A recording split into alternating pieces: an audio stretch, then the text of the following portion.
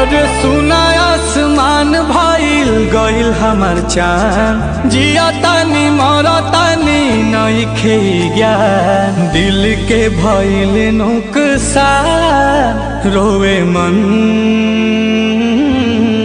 बाछछनत परान। कहिले भगवान मिला द जान से,